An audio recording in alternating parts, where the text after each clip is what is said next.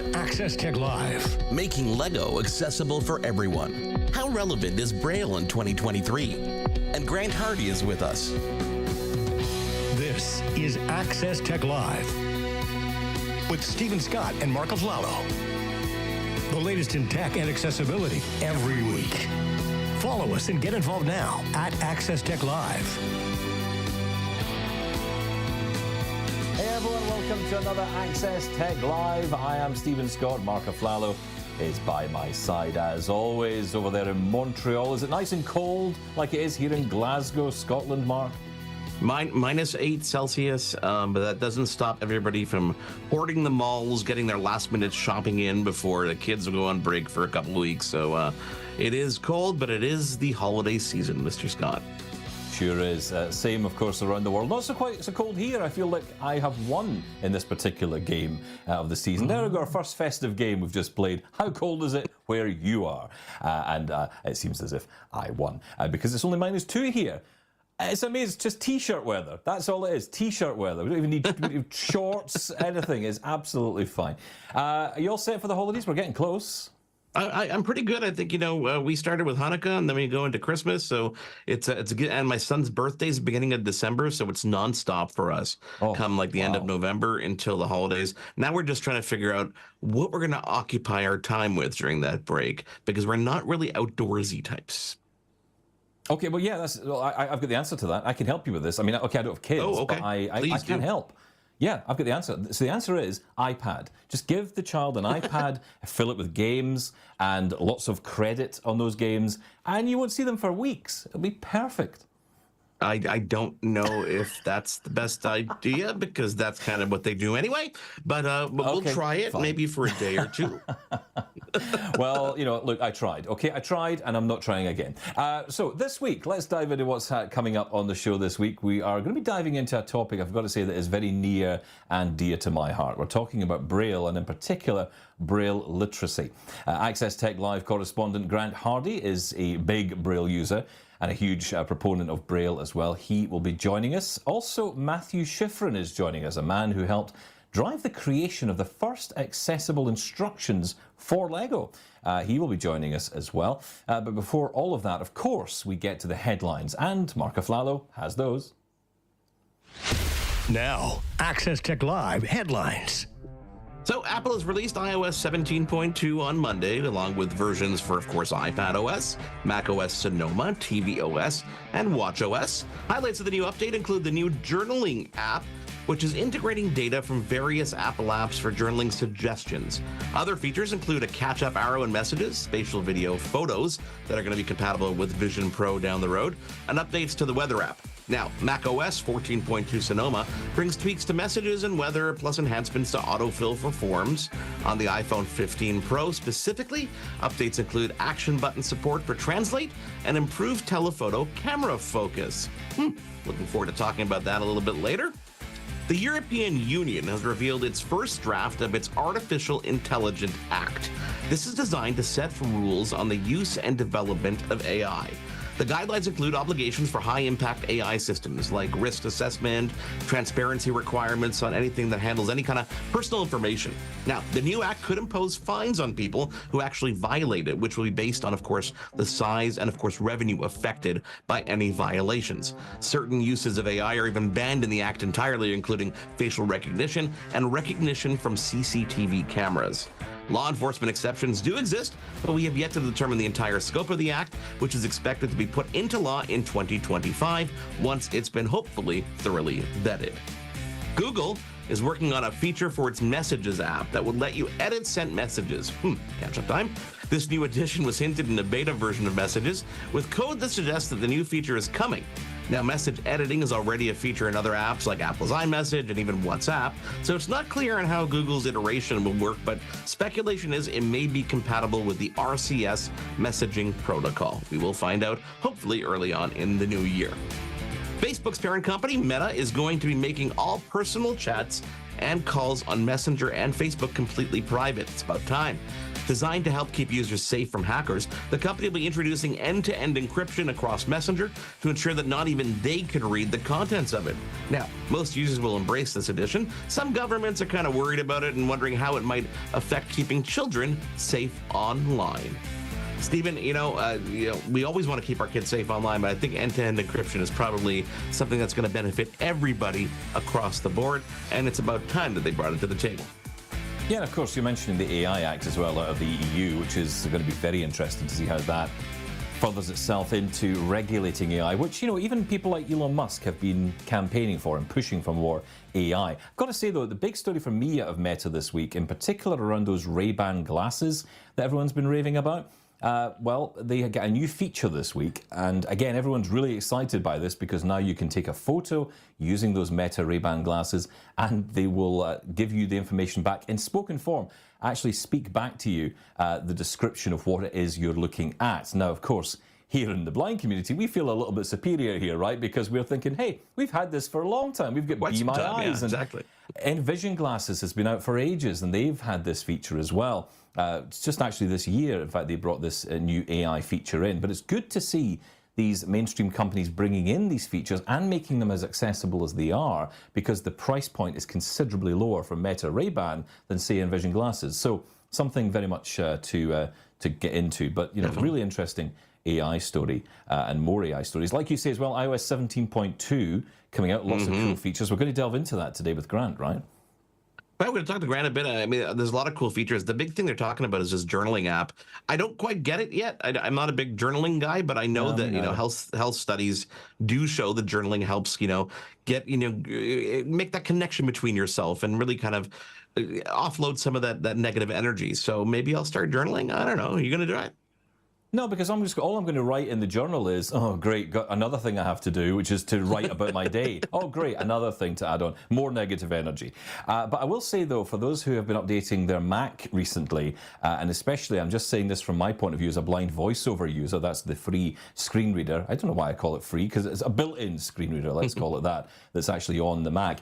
It has had a bug for a long time, which affects a lot of blind users, where when you use Safari, the web browser, you get this voiceover message that says Safari not responding, and it's basically just the system trying to catch up.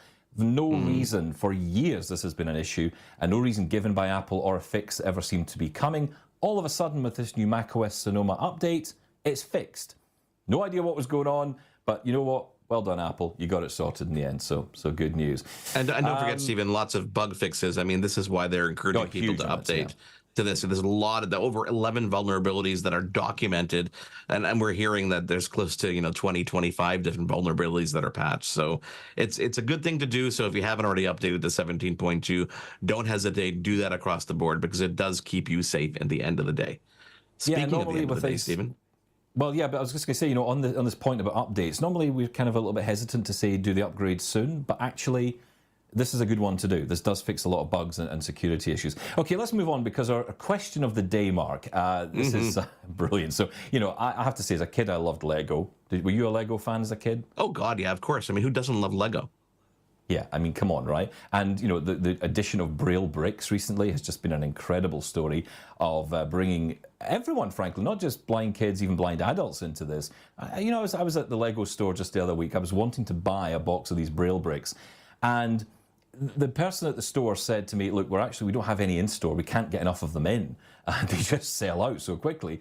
So you can get them online, which is great. You get them from lego.com. You just search for Braille bricks, and there they are. But here's the thing.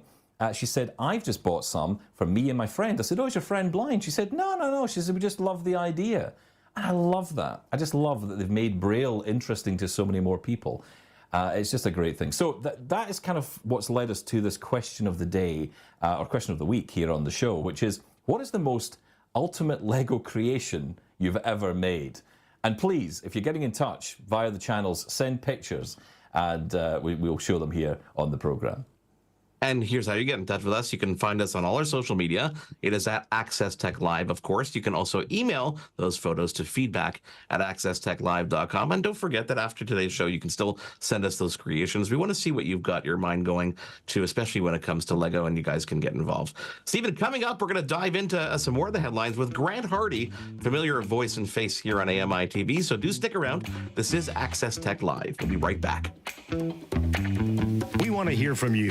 Follow us on social media and get involved at Access Tech Live. We'll be right back.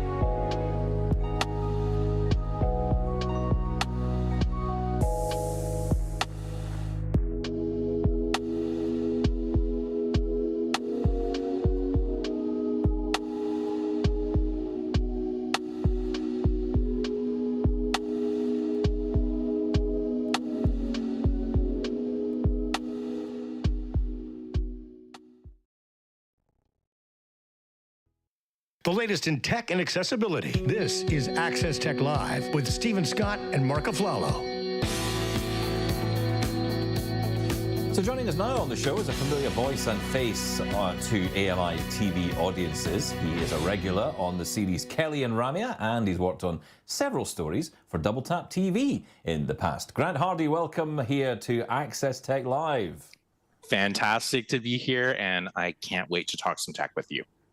Oh, okay, that's going to be great, right? So roll up your sleeves, let's dive in. But before we delve into the week's news headlines, I want to mention quickly, because last week we talked about TransLink, which is Vancouver's transit authority, officially announcing the Braille integration across all of their stops. Now, living in Vancouver yourself, we've got to ask you this. Have you had a chance to check this out? Yeah, I mean, I do take transit quite frequently, and at the end of the day, there's only so close that you can get to a bus stop with your phone, right? You can maybe get a few meters away. Plus, of course, it's important to remember some people don't have access to that GPS technology. And just standing at a pole and listening to the bus going past you and thinking, oh crap, I'm at the wrong spot again, can be really infuriating. And now having this option to know exactly when you're standing at a bus stop by looking at the Braille, just like a sighted person would look at the sign and see, you know, what buses are coming to this stop, it's really fantastic. So hats off to them for making this really just standard across the board. Yeah, I hope we get other companies in other provinces and cities to learn a lesson from this, because this is something that just should be natural across the board, especially with people adding like light rail systems and stuff like that. Grant, when we were kind of preparing for the show, we were talking about some of the things that you were interested for you to talk about specifically this week. One of which was, you know, the meta story about encrypting all the private messages across, obviously, Facebook Messenger and WhatsApp. Can you break that down a little bit for people who don't really understand what that means at the end of the day for them? Yeah, I mean, essentially end-to-end encryption means that your data can only be accessed between you and your recipient in the case of a message. But if there's some sort of a data breach in the cloud, or if someone tried to, social engineer Meta or Apple or whoever it is to get access to your account, or even, yes, in the case of law enforcement trying to get access to that data, they will not physically not be able to do so without knowing your passcode, your password, all your security information needed to log into the account, because it's not a question of just securing your account, but your data is actually encrypted based upon your login info. So it's physically impossible for someone to access it. Would you say that's a fair? Yeah. Yeah, no, that's a fair description. I think it narrows it down for people who don't really understand what that means. I'm curious, your thoughts on the importance of this, because there's a careful balance here that we need to have between obviously protecting our personal information and what we think is private. Sometimes, who cares about a chat between myself and my son? But you also have to balance it with the law enforcement side of things, because by doing this, yes, Meta's doing a great service to their customer base, and we feel a little bit more protected, but do we really feel that safe if for some reason someone needs to get access to that and they can't? So I think it's really important to acknowledge the fact that we live in a very vulnerable world where people, including law enforcement, don't always behave properly. I mean, we're in a world where, women are concerned about just some random private citizen or the government suing them or arresting them for maybe traveling out of state to have an abortion.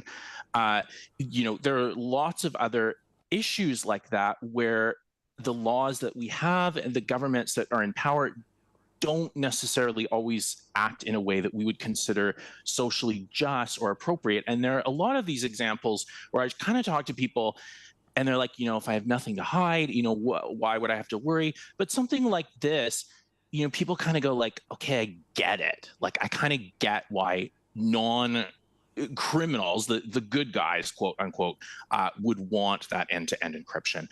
I also think that it's incredibly clear that we cannot secure our accounts without it. Like, it's just impossible. There's so many data breaches. We just had a big data breach with the DNA matching website.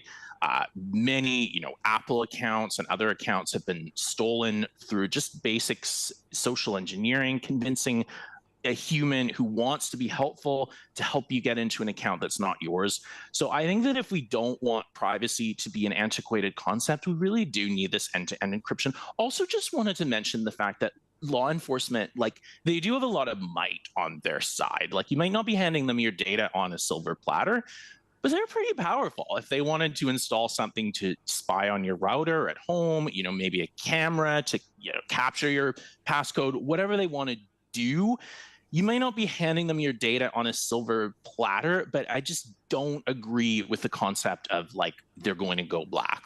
I feel that they're going to figure out a way to get the data that they need to get. Curious what you guys think. So basically, I'm a very pro-privacy, pro-encryption person. Yeah, I'm with you on this, Grant, but I think most people aren't. And I hear, young people these days, I even hear people my own age who post pictures of their kids regularly on Facebook, and they don't think about, for example, geolocking or geolocating those photographs. So, for example, the information that's actually in the image itself that gives away the location it was taken. People don't realize that. How many friends do you know go off on holiday and take snaps while they're on holiday, basically telling everybody on Facebook or on Instagram or whatever else, we're not here. Our house is sitting empty, and you can, feel free to burgle if you want. That's the problem with all of this, right? I don't know. I get what you're saying, but I think, does that really translate to the average person? Do they know about all the settings that need to be fixed and adjusted to make sure that their data is safe?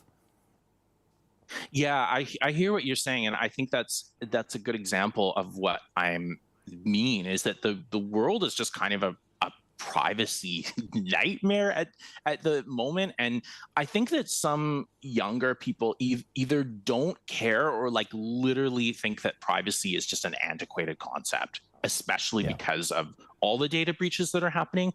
But I don't agree. I think things should be built in a way where you don't even have to worry about the settings. It's just like the data security on your phone. It just sort of works. You don't even have to know how it's secured, but behind the scenes, there's some very powerful forces at play. But I agree in the sense that I honestly feel like we might lose this fight because none of people really care or understand the consequences of winning or losing this fight. I don't know. Yeah, I think there's a whole show and a whole, conversation to be had about just the basic things you can do to secure devices, not only for yourself, but for family members around there. I want to touch briefly on the iOS 17.2 update because a lot of people ask me, oh, should I do this? Is it important? And when they come to me, I always say, listen, this is not going to mess up software. This is one of these things that really is there to, bring new features to the table, but also secure your device and secure vulnerabilities. Do you jump on updates when they first come out? Absolutely. If I haven't installed them in advance during the beta cycle, or at least the release candidate, I absolutely jump on it right away. I am someone who, whenever I look back on the journals that I've made throughout the years, it's just such a wonderful way to reflect on my life. So I've immediately started using the journal app. I'm kind of someone who tends to jump on all of the features. And as you said, there's some really great features, especially now some better protections for knowing if your iMessages are intercepted and a lot of other security things like that. So yes, absolutely, I jump on updates pretty much immediately if there are no show-stopping bugs that I've heard about. Okay, Grant, stick around. We're going to take a quick break and come back with Matthew Schifrin and then bring you back and talk a little bit about Braille. Obviously, the conversation about Braille starts with, of course, this gentleman who's going to be joining us after the quick break. He found a way to make Lego accessible for himself and for others. And then guess what? Lego actually took notice and took it to a whole new level. So let's take a quick break and come back with Matthew Schifrin. And of course, Grant, stick around. We're going to come back to you a bit later. We want to hear from you. Follow us on social media and get involved at Access Tech Live. We'll be right back.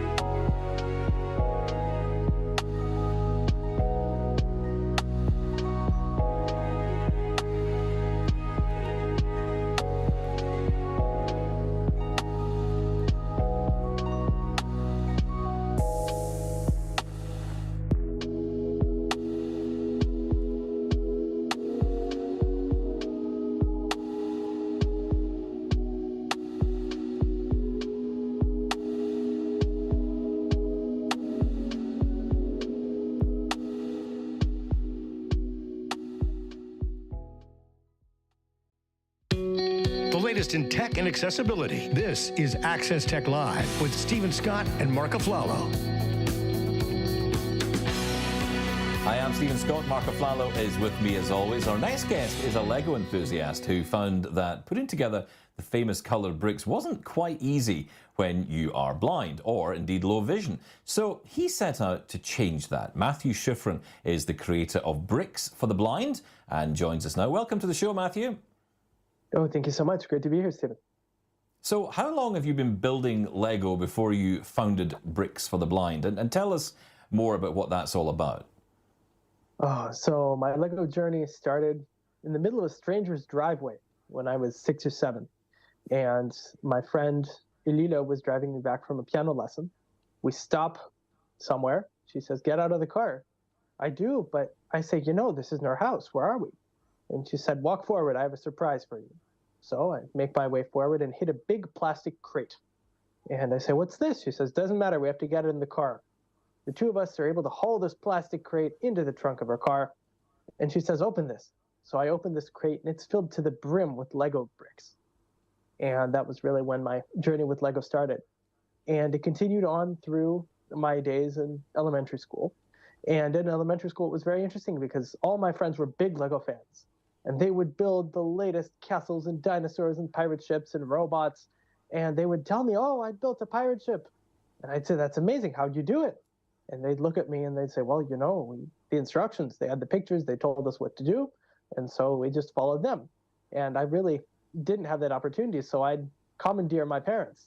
And I'd say, Mom, Dad, do you have any free time? And they'd say, well, not really, but what do you need? And I'd say, could we please build the set?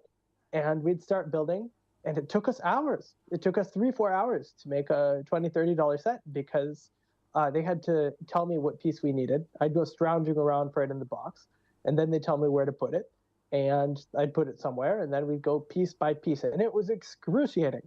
And the parents were suffering because it took so much time. And as a result, a lot of the sets just ended up in the general Lego bin, swallowed up, never to be built again. And that all changed on my 13th birthday. Lila, the same friend who I'd mentioned before, came over, and she brought this box and this binder. And this box is big. It's not a shoebox. It's something serious. And I shake the box, and it makes that tinkly plastic sound. So I have an idea of what's there.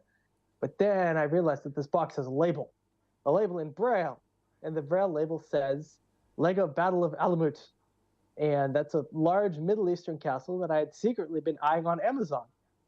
And because I couldn't build sets, I would read reviews and I would drool over the possibility. These sighted people would write about the glories, and they'd say, oh, well, this one has a camel, that one has a dragon. And I'd always think, wow, they're having the time of their lives here. But then Zita said, open this binder. And in this binder were hand-brailled instructions that she had created on her own. And they said exactly what kind of pieces you needed and where they should be placed. And that was really when my life changed. Because that was the first time that I was able to build a set on my own. And she'd done an amazing job with the sorting of the pieces. She had taken each step of the instructions, and she had put the parts for that step into a separate Ziploc bag, and she labeled that in Braille. And so when I needed the pieces for the next step, I'd just take the next Ziploc. You're done with step 1, take Ziploc 2. And it was a very fast and very efficient process. And it was really just amazing. A lot of people, when they get into a hobby, Lego or puzzle building or chess, whatever it may be, they talk about entering the flow state. And in this flow state, all you're thinking about is this current moment and this current experience. Whatever puzzle piece you're looking for, whatever Lego brick you're placing, whatever move you're considering in your chess game, that is all that you can think about. And that flow state was crucial to me as a blind person, because oftentimes blind people are very easily stressed by the world around them. They walk around, they need to get from point A to point B. Is this the right door? Is that the right train? What side of the street am I on? Et cetera, et cetera. So navigating a city is very stressful. And what Lego offered me was the opportunity to really relax and just focus on this one thing. But not only that, Lego was a wonderful opportunity to learn about the world around me. I couldn't climb the Louvre or the Statue of Liberty or the Millennium Falcon from Star Wars. The Louvre would get me arrested, and the Millennium Falcon just doesn't exist. And Lego allowed for this experience of these landmarks and these moments of cinema and all this stuff. And as soon, it was really an opportunity to just engage with the world in a way that had previously been impossible. As soon as we built that first set, I said, okay, we need to step this up a notch. Those first instructions had been just in paper Braille. And so then we started writing instructions as Microsoft Word documents. I could read them on a Braille note taker, and Lilo could Braille them on a computer. And so then we realized that this was the way to do it. I could Braille them, she could Braille them, she types them, I correct them. And then we had this staff of instructions, and I thought we need to start a website. So initially we started this website called Lego for the Blind, And then Nina died of cancer. And I thought to myself, okay, you have a choice. You either keep this project alive and get it into the hands of people who want these experiences, or you just let it crumble. Well, what's your choice? And I said, okay, I want to keep it alive. So I got in touch with Lego, and Lego said, yes, this is wonderful. We want to make instructions. So then Lego started making their own instructions for some of their sets. And Lego for the Blind evolved and turned into Bricks for the Blind. And Bricks for the Blind create text-based building instructions for Lego sets. And we do the sets that Lego do not adapt. And we try to cover as many different themes and kind of types of set as possible.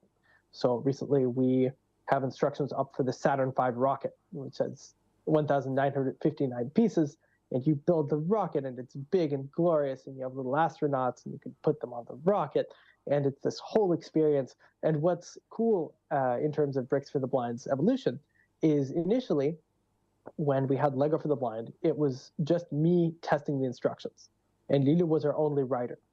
And now we have sighted instruction writers and a group of blind instruction testers. And the writers write the instructions, they have the set, they take the pictorial instructions, and then they write out in text. Put a 1x2 brick vertically on the front left corner of the 4x2 plate. A plate is a flat Lego piece, and a brick is a brick Lego piece. But now these blind testers, what they do is they give the feedback. They get instructions from the sighted person, and now it's their job to build the set and to figure out whether there are any mistakes, or if things are confusing, how they can explain them further. And the best part is really seeing these blind testers. They're having as much fun as I have. And it's just wonderful seeing both the blind and the sighted communities engaged in this project and really reveling in the opportunity to make it accessible. But the best part are the fans. As soon as a new set comes out, we get emails from blind Lego fans, and they say, wow, I never thought I could do this, but here I am. You guys got me into this hobby that I never thought that I could get into. And that's the joy of it. You know, Matthew, you've turned this into almost a full-time career. You've spoken at numerous high-profile events, venues, TED Talks. I'm curious how that came to be, and I'm curious also because since then, Lego's launched their own Braille bricks, which we've talked about a lot on the show here. Have you had a chance to play with those? Oh, the Braille bricks are absolutely wonderful, and they are a great opportunity to really, in the blind landscape, as you know, there's a lot of talk about literacy, and people aren't learning Braille as much as they should. How do they do this? And Braille bricks are an absolutely fantastic way to really turn Braille into play. And you can play, instead of Pictionary, you could play Constructionary, where you have a bunch of bricks and someone picks a brick and they say, hey, it's got to start with D. And so the kid can build a dog or a dinosaur or a dump truck or whatever. And it's just the sheer amount of possibilities that Braille bricks offer for literacy, but also they make it fun. D can be for Darth Vader. You can put him on your D. C can be for, I don't know, the cyclone. You build a tornado, whatever. The freedom that they offer is really unparalleled. In terms of the TED Talks and the speaking, that came about because of a documentary called How Lego Helps Blind People See. There's a YouTube channel called Braincraft who do neuroscience videos. And when Lego for the Blind was first starting, Bricks for the Blind, I should say, I thought to myself, okay, you have to get this out there beyond the people who you know. How do you do that? And I went on YouTube, and I found all of the YouTube creators who create science and educational content, kind of pop science, if you will. And I wrote all of them, and emails and links and this and that, and Braincraft were the ones who responded. And Vanessa Hill, the creator of the Braincraft channel, she's a neuroscientist, psychologist, she made an absolutely incredible video. And in this video, it wasn't just the accessible instructions. It was really an analysis of how a blind person's brain is able to process this type of information differently than a sighted person's. And that video did so well that that's really when everything else kind of took off. After that were the TED Talks and the articles in the Washington Post, and all of these other things really sprung out of that video. And before that video, there was also a wonderful article in Popular Science that really kind of catapulted things. Those two articles were the things that really got us started. Matthew, I just want to ask you this because, you know, it's interesting you talk about getting the word out to more people. And, you know, my recent experience of going to the Lego store, and I'm blind myself, going to buy the Braille bricks, being told you can get them online, which is great, and I was happy to do that. But then being confronted by a staff member who tells me that they've bought a set of these Braille bricks for her sighted friend. She is sighted herself. It kind of shows how this whole idea has kind of transcended the whole need to make Lego more accessible, especially to children, which was the original purpose of Lego Braille bricks, and now, of course, to adults through play as well. It's kind of even eating into everybody else's interest of Braille, which is surely brilliant. Absolutely. It's just Matthew, amazing it's been great to having see. you. Yeah, I mean, it's been great having you on. You've got an incredible story that you've been sharing with us today. I honestly, I am furiously taking notes in my mind of all these websites I have to go and visit immediately afterwards, because when I get my Braille bricks through, I need to go and check out all these audio instructions and everything else. I think there's a lot of people who are going to be learning a lot from this today. You know, Mark, I don't know about you, but, you know, I didn't really know much about this side of things at all. I knew that Lego Braille bricks was a thing. I'm learning so much today, which is why I love doing this program. Matthew Schifrin, thank you so much for coming on to Access Tech Live and joining us here. I'm always plugging my other show, Matthew, just ignore me. But yes, you can find Matthew and everything he does at bricksfortheblind.com. That's bricksfortheblind.com, where I will be heading straight after. Or .org, he said? Okay, perfect. We'll put that up, Matt. It's not .com. It's not .com, it's .org. There we go. I'll absolutely clarify that. bricksfortheblind.org. Matthew, thank you. When we come back, guys, the CNAB helps get the word out about Lego Braille bricks. Grant Hardy's back to discuss, obviously, that and a lot more. Plus, of course, your answers to the question of the day and hopefully some photos. So do stick around. This is Access Tech Live. We'll be back with Grant in just a moment. We want to hear from you. Follow us on social media and get involved at Access Tech Live. We'll be right back.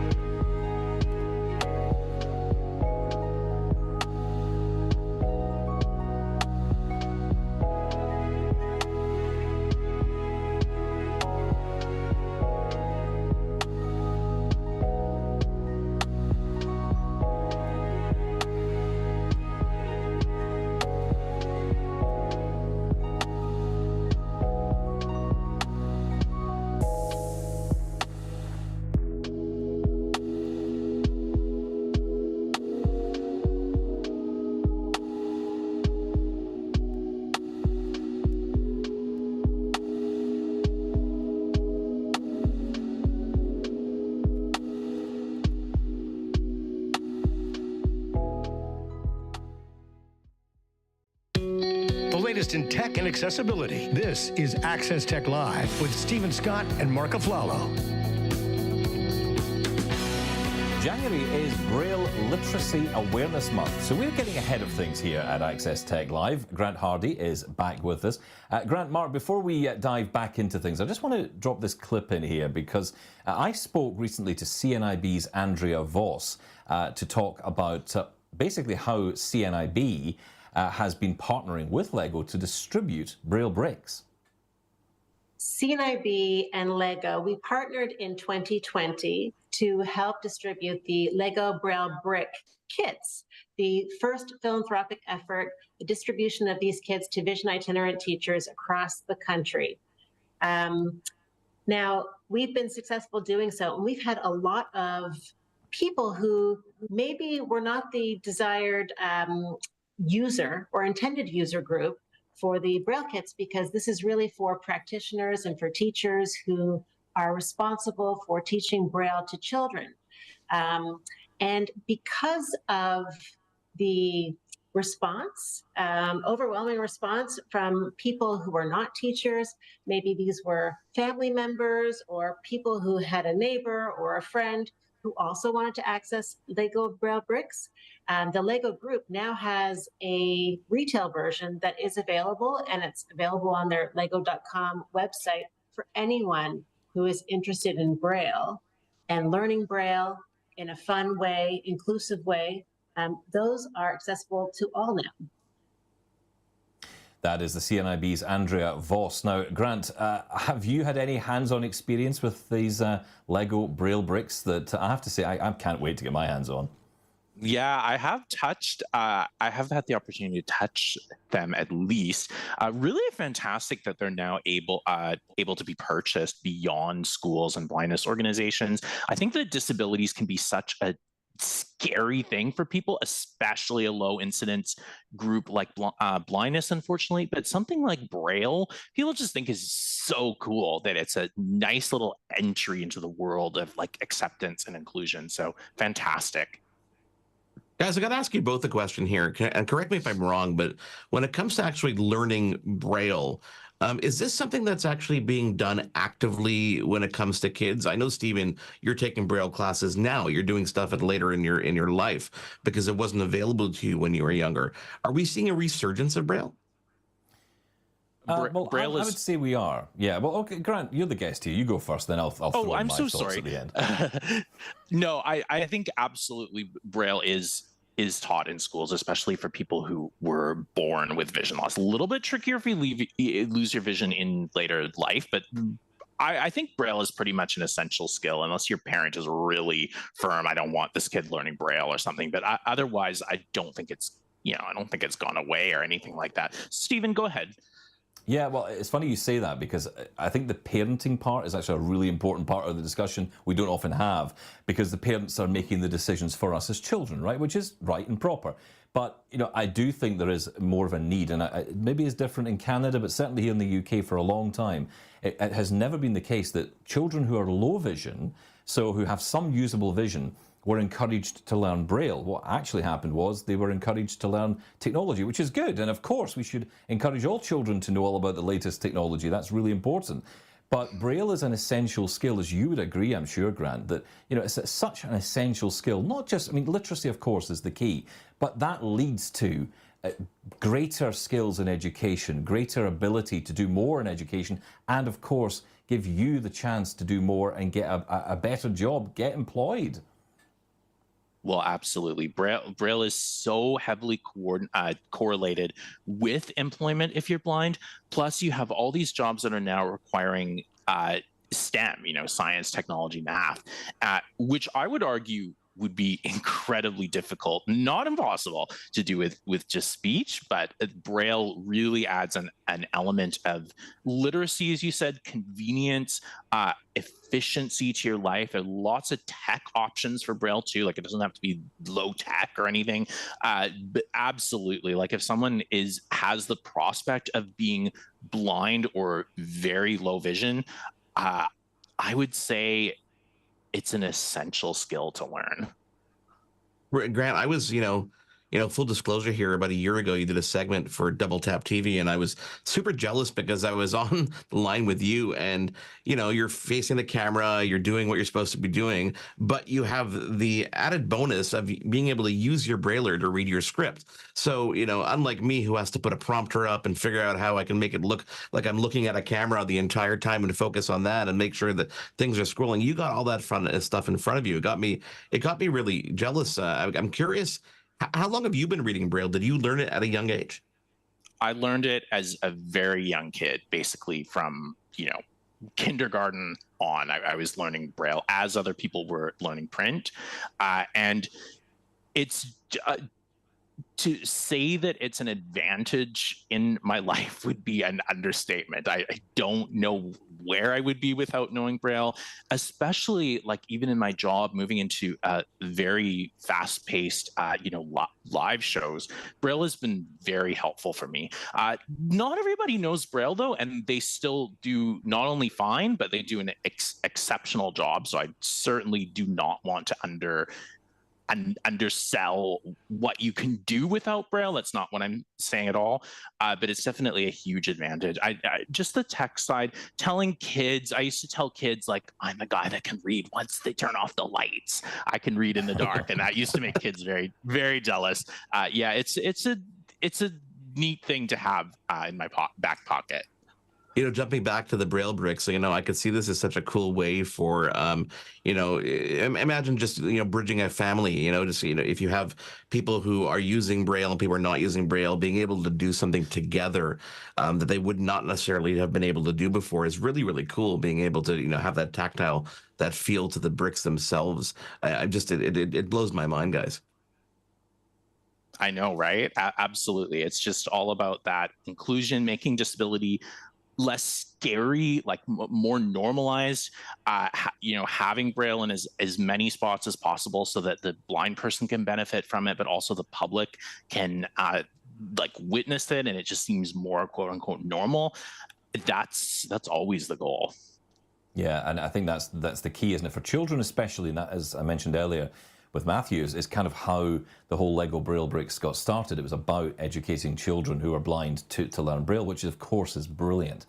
But for adults as well, we're not all doomed if we don't know Braille at a young age, right? And actually, this is the thing. What I love in the last year is there seems to have been a change in the conversation about how we use Braille. So there's no expectation, I don't think, for anyone, including me at the age of 42 now, to be sitting here, being able to sit down on a Sunday evening and read War and Peace. As great as that would be, it's unlikely to happen because the amount of time it would take me to read that book, aside the length of the book itself, wouldn't really be worth my time.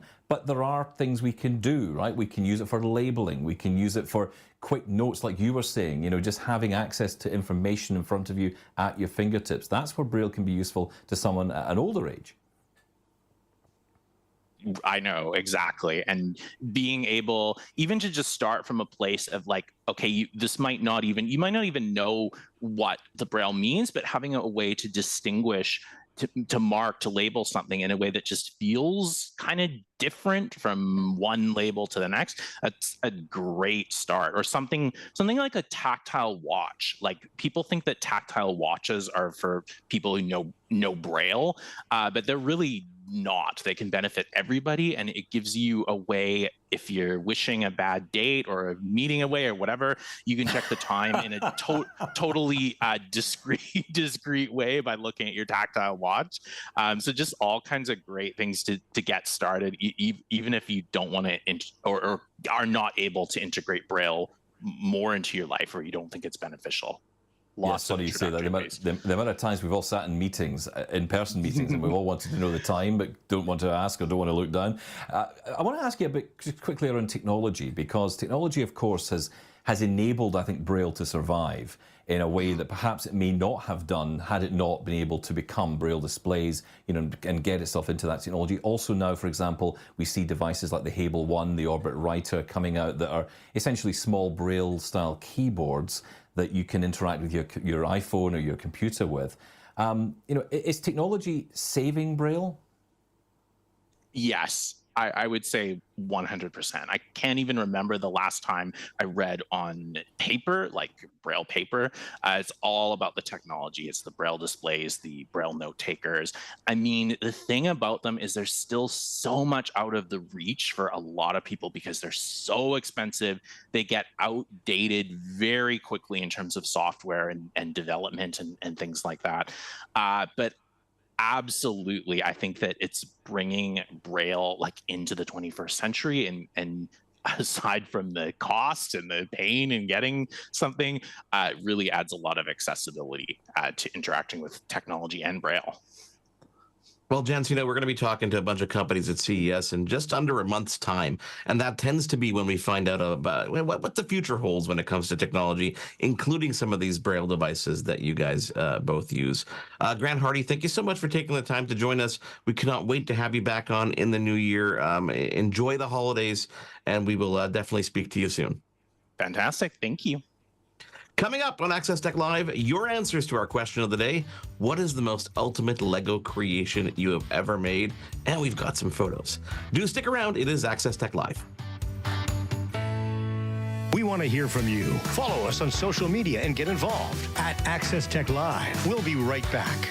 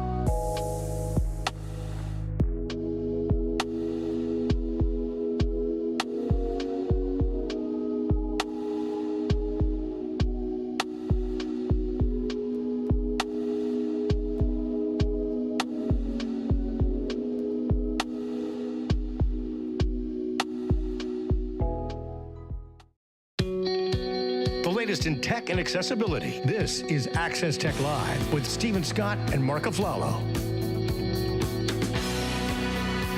I am Stephen Scott, he is Marc Aflalo, and our question of the day: what is the most ultimate Lego creation you have ever made? And we've asked for pictures as well. Mark, have we been swamped with images and stories? Because this is such a cool question.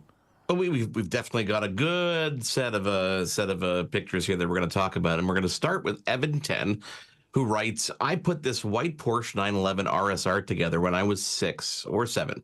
It's made up of almost 1,600 pieces. I was so proud of myself." And we're going to put the picture up on the screen now, and you see him obviously holding the actual, not holding, but sitting in front of the Lego set. I love the cars. I love the automotive stuff that Porsche does because the attention to detail is insane, Stephen. I remember putting together this Aston Martin 007 car, and it had things like the license plate would flip when you wanted to. It had cannons out of the front headlights, an ejection seat. Like the attention to detail that Lego puts into it blows my mind. So what's the size of, what kind of size is this car? Is it like the Porsche is? I mean, it's about the size of a laptop, to be perfectly honest. It's a pretty big invention. Yeah, when you look at it, when you look at the picture here on the screen now, next to Evan, it's almost half the size of him, 7 or 8 year old. Wow. So they're pretty big. Like this is, if you're going to dive into this hobby, you definitely need somewhere to showcase this stuff because you don't want to just destroy it afterwards. I know a lot of people do, but the next one's kind of interesting. It's Tony Stark's mansion, 5,500 pieces approximately, writes Avi. And he sends a picture into this mansion. Now, Tony Stark and Iron Man has this like 2-floor mansion. This is like 3 stories high. There's an Iron Man in the middle on this platform on the bottom. You've got characters across the board. There's a bedroom. There's all the different Iron Man around the room in his workshop in the basement. There's a stairwell off to the right. this has got to be, I mean, you want to talk about the car being large in terms of size. This has got to be the size of, I mean, this is like a giant pot in the kitchen, if not with like stacked on top of each other. They're really, really, really kind of cool. Becky sent us, our good friend Becky Czar, her son Bennett made himself. When he was 5, he was a Lego wizard when he was little, she says. And she sends us this picture of him holding this. It looks like a rocket ship, almost like one of the space shuttles, but it's like black and red. And I don't recall that being an actual Lego, like when you buy it and actually put the puzzle together. I think that's something he created by himself, and he looks so cute there holding it and so proud. And this is what's kind of fun about Lego, especially when you have kids, Stephen. And this, by the way, I mean, kids of all ages. You know, my brother's having surgery in a couple of weeks, and he was walking around the mall, and he said all he wanted was Lego. So, you know, hopefully he's not watching, so he doesn't know that my kids are out there looking for something for him to put together while he's recovering, which is kind of fun. This is a fun one from Will. He writes, our boss was obsessed with Lego, so he made our boardroom table out of Lego. This is so cool. The picture is literally hundreds, if not thousands, of Lego pieces stacked and put on its side with the company logo in the middle, which is a ferret on a green background. And it's a full boardroom table that easily sits about 16 to 18 people. And I know that they covered it with this glass sheet. I remember when they moved their office, they almost needed a specialized mover to come in there and help them move it because it was just absolutely insane. And this, by the way, is the first generation. They've made a second table since in their new office because they just couldn't move it, which is absolutely insane. So when it comes to Lego, like it is one of these things that transcends generations, whether you're young or old. I mean, whether it comes to all the franchises that have hopped on board with Disney and Marvel, and no matter what you think of, there's a Lego creation about it. And just even when you walk in, as you know, Stephen, you walk into the Lego store, the amount of stuff you see on display is absolutely insane. The Disney castle, the flowers, it's just nuts. But when I was a kid, it was just a box full of Lego. That was all I ever got, just a box of bits that I put together. When did this all start? When did it become this huge thing? You buy specifics and things. I mean, it's changed so much, but it's brilliant. I mean, I only ever made anything that was rectangle or square because I couldn't figure out how to do anything else. So it was either a church, which could also become just a big rectangular building, or a bus because it was rectangle. That was all I could really build. I think things have improved. Yeah, things have definitely improved, and I know exactly what to get you for the holidays now. We're going to give you some Matthew Schifrin instructions. You're going to go build the Lego set of your absolute dreams and have a ball this holiday season. Brilliant. Guys, thank you so much for being with us this week. And of course, every week next week, we're going to be looking back at the year in tech. Of course, this week, thank you to Grant Hardy and Matthew Schifrin on behalf of Stephen Scott. I am Marc Aflalo. This has been Access Tech Live. See you next week. Thanks for tuning in to Access Tech Live. Follow us online at all social media at Access Tech Live. Email us feedback at accesstechlive.com. Hosted by Stephen Scott in Glasgow and Marc Aflalo in Montreal. Written by Stephen Scott and Marc Aflalo. Live show director, Dan Penametto. Technical director, Caitlin Robinson. Audio, Jordan Mulgrave. Live graphics and playback, Kingsley Juco. Graphics coordinator, Eliza Rocco. Integrated described video specialist, M. Williams. Production apprentice, Madison Merrier. Supervising producer, Michelle Dudis. Copyright 2023, Accessible Media, Inc. An AMI original production.